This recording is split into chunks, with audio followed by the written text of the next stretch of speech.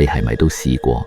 親人啱啱走咗嗰段日子，夜晚瞓唔着，硬係覺得間屋唔勤淨，明明係自己最親嘅人，但係當你望住佢留低嘅遺物，張空蕩蕩嘅床，個心無端端就會慌起上嚟，甚至有啲毛骨悚然，又講唔出究竟驚啲乜。今日我想同大家講一個民間流傳咗好耐嘅講法，老人家過身之後，有兩樣遺物萬萬不能燒，有一件嘢就一定要盡快燒，如果唔係，間屋就會陰魂不散。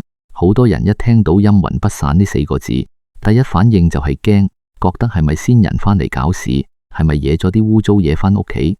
其實你成日去拜神求佛，求咗咁多年，心安都求唔到，唔係因為菩薩唔保佑你，而係你由頭到尾都搞錯咗恐懼嘅源頭。人生短短幾十年，由呱呱墜地到白髮蒼蒼，真係彈指一揮間。無論你生前係大富大貴，定係平民百姓，最終都難逃生老病死呢個自然規律。喺我哋呢座城市，生活節奏急速，平時大家各有各忙，但當屋企有老人家百年歸老，搞完一場大龍鳳嘅喪禮之後，親戚朋友各自散去，得返你一個對住先人嗰間房，嗰一種寂靜，先至係最折磨人嘅開始。我識得一個街坊，我哋叫佢榮叔。榮叔今年60幾歲，佢阿媽前陣子自人老死，享年80有幾，本來算係少喪，喪禮都搞得好風光。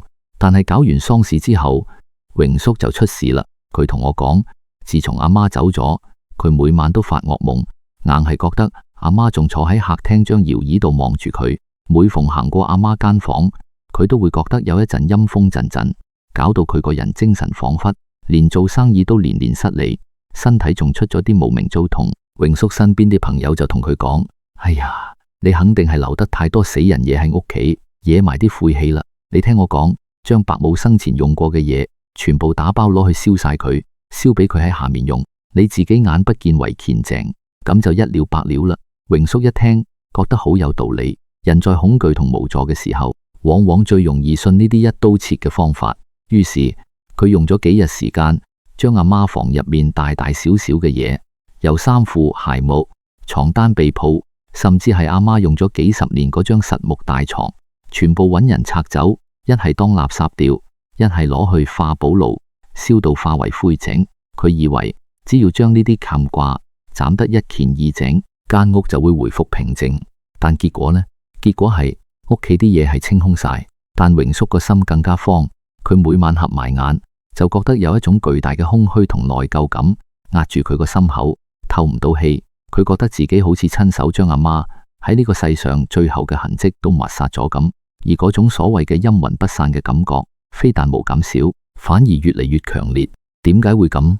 其實好多人處理先人遺物嘅時候，都跌入咗一個極大嘅誤區。自古以嚟，我哋嘅傳統喪葬習俗裏面，燒紙錢、燒紙紮大屋、燒金銀片，都係為咗將生者嘅心意傳達俾另一個世界嘅親人，希望佢哋喺陰間都可以有衣有食。呢種做法本質上係一種心靈嘅慰藉，但當落實到先人真正留低嘅實物時，規矩就唔同講法啦。老人家生前用過嘅嘢，沾滿咗佢一生嘅氣息，你以為一火燒盡就可以斬斷牽掛，和和氣氣，你以為咁樣就係乾淨？其實如果你唔識分輕重，亂咁燒錯嘢，反而係將自己屋企積聚咗幾代人嘅福氣一把火燒清光。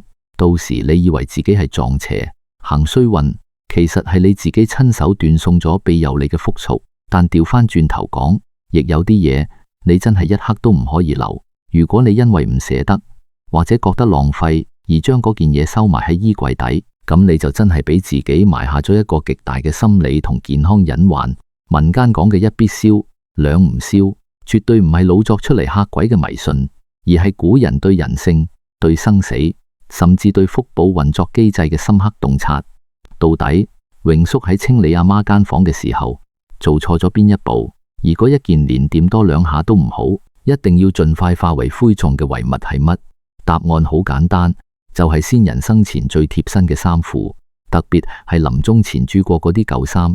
好多老人家或者村裏面嘅長輩都會同你講，死人衫唔留得噶，留喺屋企會惹晦氣，一定要燒俾佢。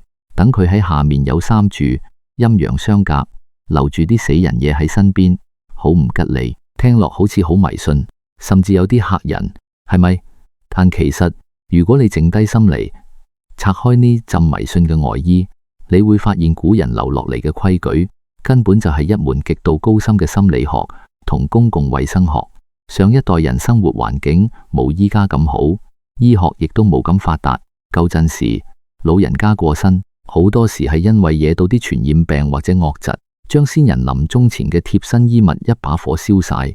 喺嗰個年代，其實係最原始但最有效嘅消毒方法。咁做係為咗保護在生嘅屋企人免受病菌感染。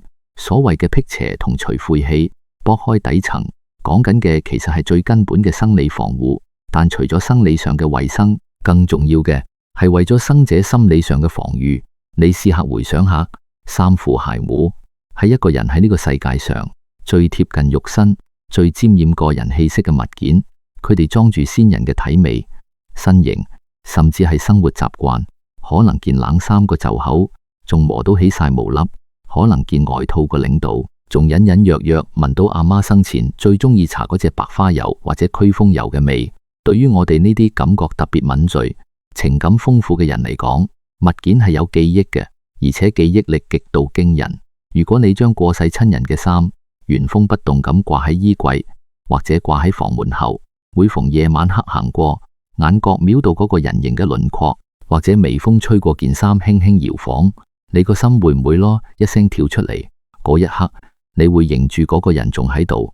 嗰種恐懼同心慌唔係因為有鬼，而係因為你大腦嘅記憶膏被瞬間激活，情感嘅大浪蓋過咗理智，令你喺嗰一秒鐘分唔清現實同過去。翻去講吓榮叔，當日榮叔喺度執阿媽間房嗰陣，其實佢對住嗰一櫃桶嘅舊衫，內心係經歷過好大嘅掙扎。佢一摸到阿媽件舊棉氈，眼淚就忍唔住流。佢本來諗住留低幾件做紀念，但係只要件衫一擺喺眼前，阿媽臨終前喺病床上辛苦喘氣嘅畫面，同埋佢自己平時掛住做生意，冇時間陪阿媽飲茶嘅內疚感，就會排山倒海咁湧埋嚟。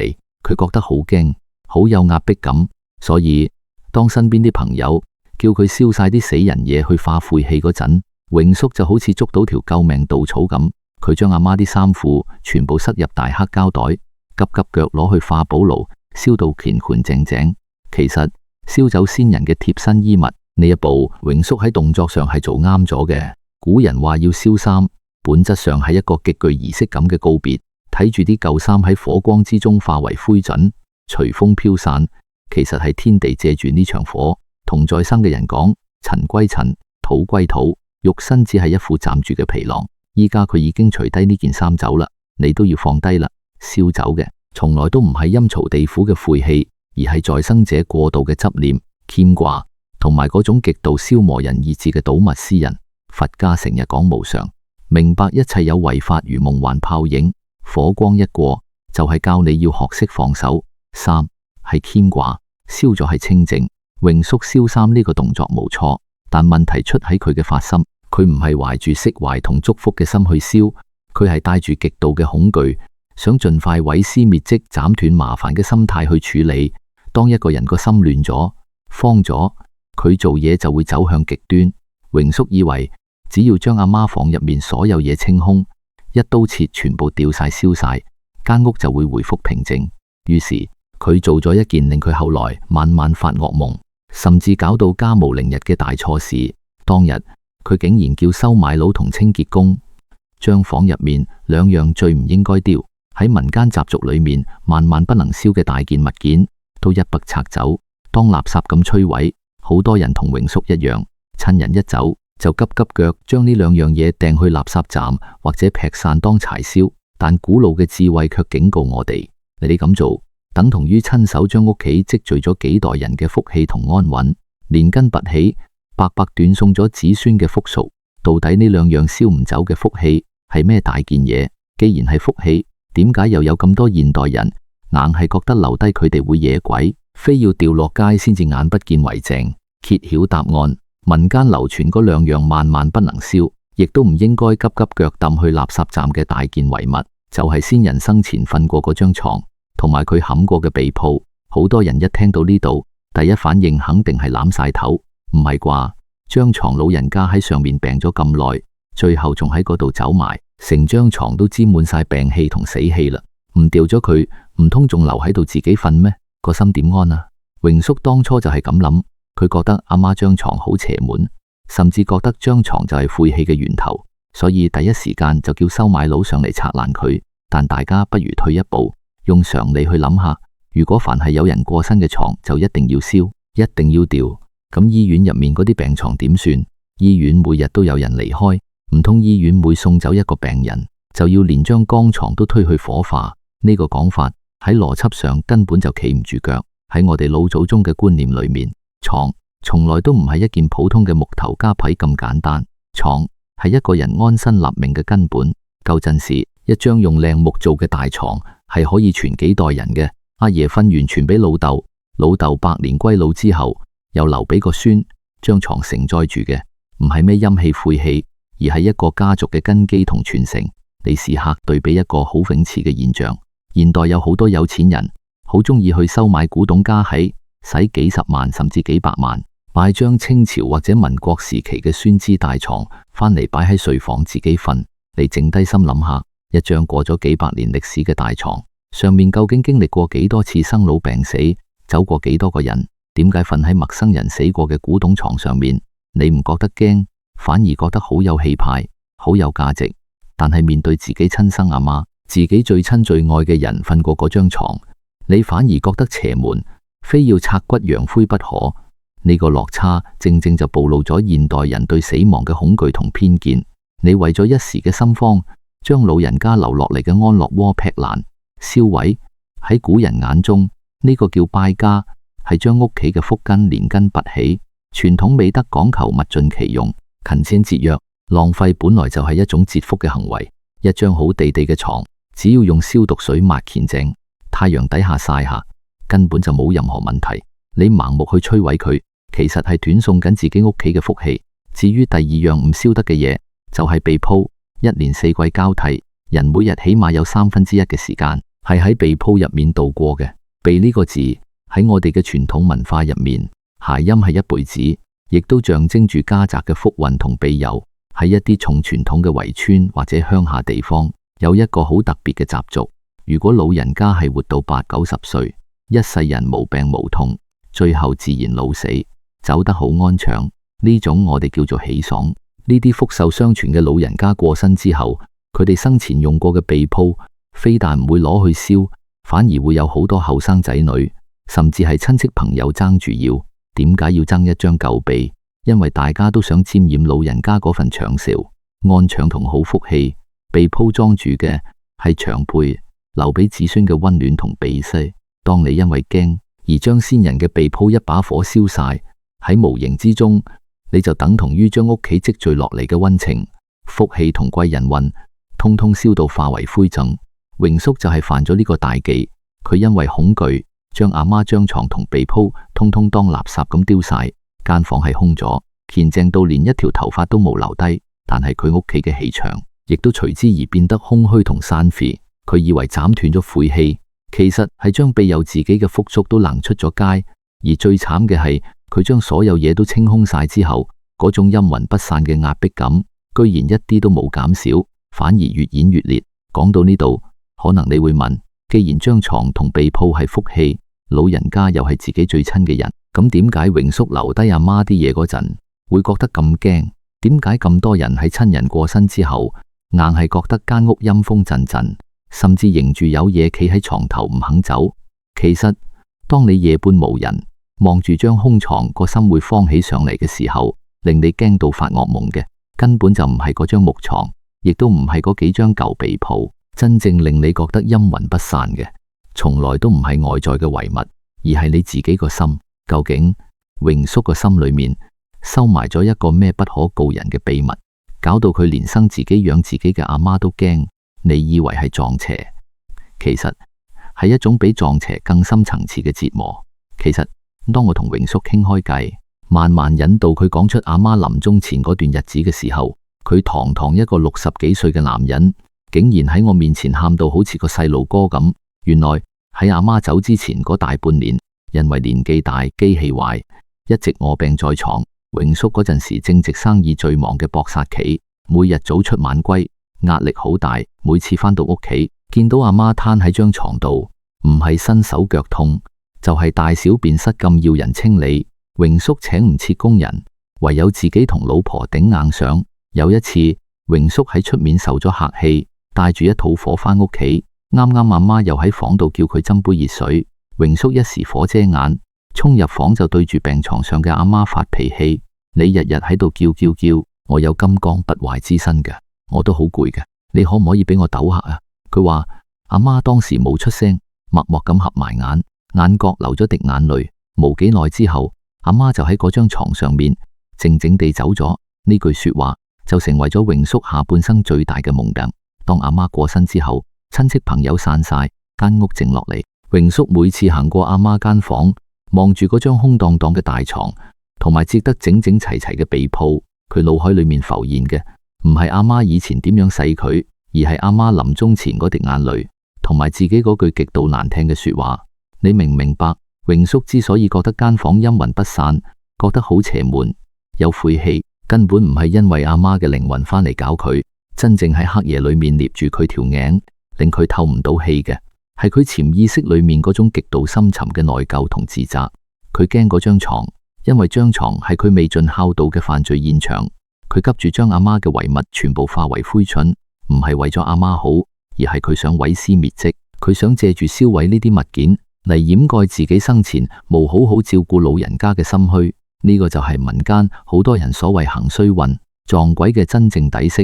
好多人喺親人走咗之後，會花幾萬甚至幾十萬去搞一場風風光光嘅法事，燒最大間嘅紙紮別墅，燒最靚嘅紙紮私家車，甚至連紙紮金山銀山、工人寶庫都燒埋過去。大家喺火光面前喊到呼天搶地，覺得自己已經做足本分。但你靜低心諗下，呢啲所謂嘅大龍鳳究竟係做俾死人睇，定係做俾活人睇？俗語有話，生前唔俾一碗水，死後燒個大水貨。好多人就係因為生前對父母冇耐性、冇陪伴，甚至惡言相向，到父母合埋眼嗰一刻，個心先至識得痛。為咗彌補呢種愧疚，佢哋就妄想用物質、用金錢去買心安。佢哋以為燒得多，先人就會喺下面原諒佢、保佑佢。但係心虛呢樣嘢係用火燒唔走嘅。當你帶住一份沉重嘅負罪感去生活，你每日食唔安、坐唔落，夜晚黑發噩夢，精神恍惚。日頭返工自然會做錯決定，做生意自然會失利，身體亦會因為長期鬱結而激發出各種無名糟痛。然後你就會將呢一切嘅不順利歸咎於先人留低嘅晦氣，或者係屋企風水唔好。呢個根本唔叫晦氣，呢個叫因果。你種下咗冷漠同不孝嘅因，自然就結出焦慮同恐懼嘅果。既然知道咗恐懼嘅源頭係心虛，咁點樣先可以解開呢個死結？與其花大錢去燒金山銀山求心安，佛家其實有一件事，連菩薩都要做，正正就係化解呢種恐懼，為全家積福嘅唯一鎖匙。大家去寺廟，好多時都會見到地藏王菩薩嘅金身。地藏王菩薩最出名嘅就係嗰句地急不空，誓不成佛嘅大願。但係你知唔知地藏王菩薩喺無量劫之前，即係好耐之前，未成佛菩薩嘅時候，佢係咩人？喺地藏菩薩本願經入面記載，地藏王菩薩曾經有一世，只係一個普普通通嘅女仔，叫做婆羅門女。佢阿媽生前唔信因果，做咗好多錯事，死咗之後跌咗落地獄受苦。婆羅門女為咗救阿媽，佢冇去盲目燒衣紙，亦冇去揾神棍作法，佢選擇咗變賣家產去供養佛法，然後自己發下宏大嘅誓願，要生生世世去救度受苦嘅眾生。就係因為佢呢一份極致嘅孝心同善念，最終感動咗天地，唔單止將佢阿媽由地劫救咗上天界，佢自己亦都一步一步修成咗大願大孝嘅地藏王菩薩。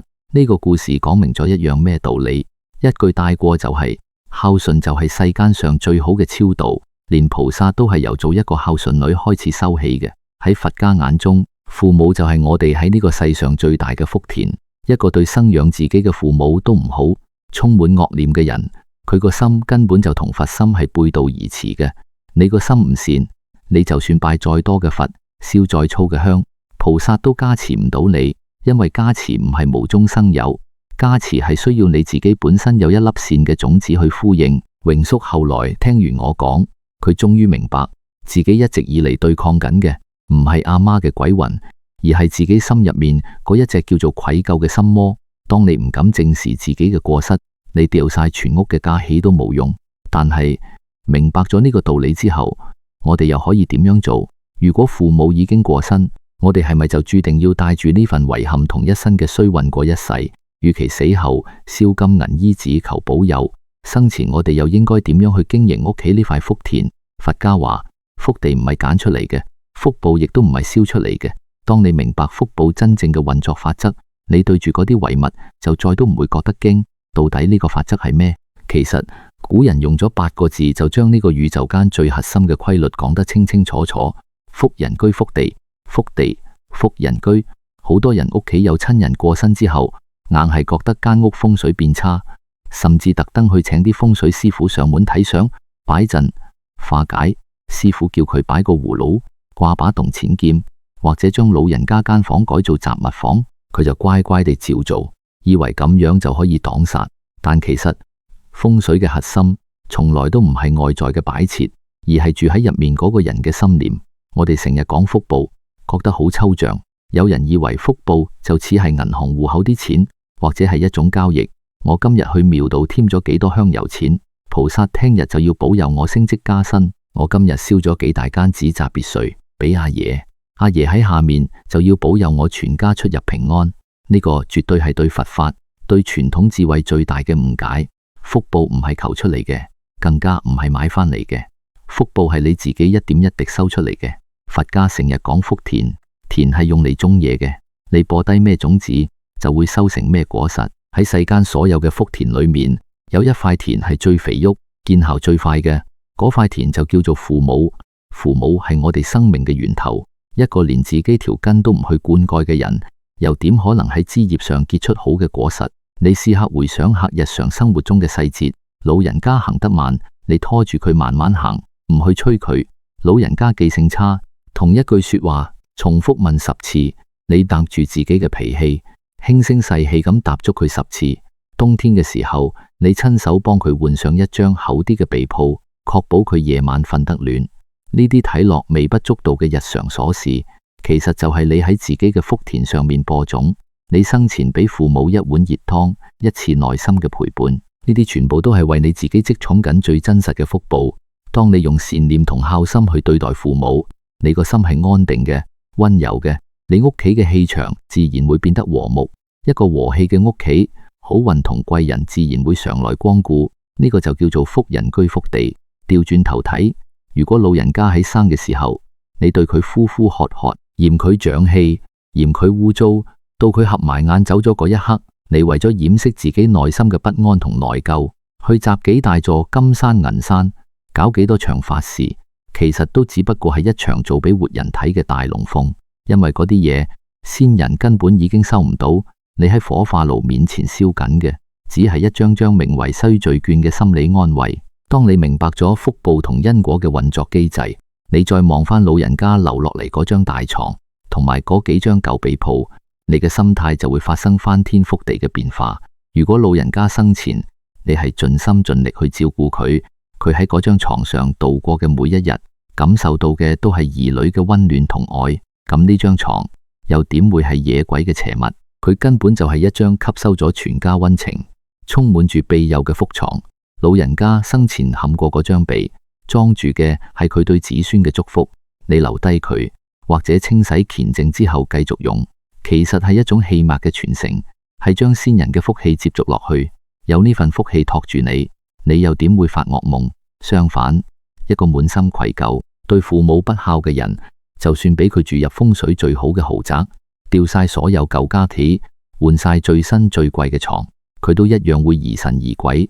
夜晚黑風吹過窗簾，或者水喉的水發出少少聲響，佢都會嚇到飆冷汗，以為有污糟嘢揾上門。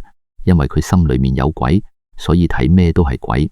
萬物皆有靈，而世間上最靈驗、最能夠辟邪鎮煞嗰一道符，從來都唔係貼喺門楣上嗰張黃紙，而係你自己嗰一份無愧於心嘅孝心同善念。榮叔嘅故事其實就係一面鏡，佢用恐懼去處理阿媽嘅遺物，結果越燒越心寒。